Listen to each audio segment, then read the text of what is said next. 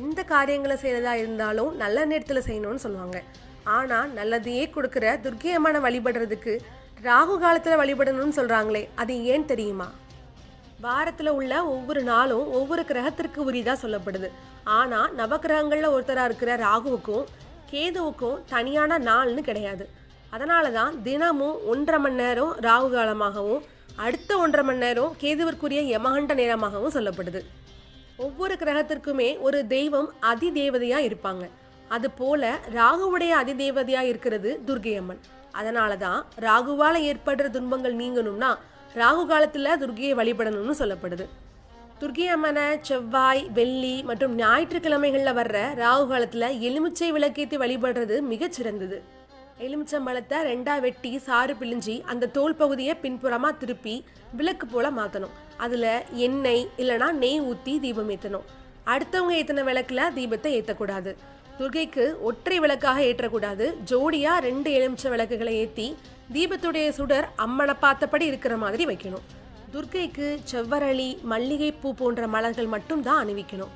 துர்க்கை அம்மனுக்கு அர்ச்சனை செய்கிறதா இருந்தோம்னா அர்ச்சனை முடிச்சுட்டு வந்து அதன் பிறகே விளக்கேற்றணும். விளக்கேற்றிட்டு 3 முறை துர்க்கையை வலம் வந்து வணங்க வேண்டும். பிறகு குறைந்தபட்சம் 20 நிமிஷமாவது கோயிலில் உட்கார்ந்து துர்க்கை அம்மனை வழிபடணும். ராகுவால் உண்டான துன்பங்கள் தீர்வதற்காக செய்யப்படுற பூஜை அப்படிங்கிறதுனால துர்க்கையை வழிபட்ட பிறகு நவகிரகத்தை சுற்றணுங்கிற அவசியம் கிடையாது. ராகு காலத்தில் இப்படி துர்க்கை அம்மனை வழிபடுறதுனால திருமண தடை ஆகணும். கணவன் மனைவிக்கு இடையிலான பிரச்சனைகள் நீங்கும். வறுமை நீங்கி செல்வ வளம் பெருகும். ராகு தோஷங்களால் ஏற்படுற பிரச்சனைகள் குறையும். நிம்மதி அதிகரிக்கும். தொழிலில் முன்னேற்றம் ஏற்படும். யம பயம் நீங்கும்.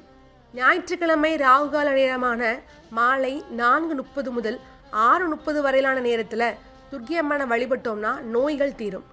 ராகுவுக்கு உடம்புல தான் விஷமே தவிர வாலில் விஷம் கிடையாது. வாலில் இருக்கிறது அமிர்தம்னு சொல்லப்படுது.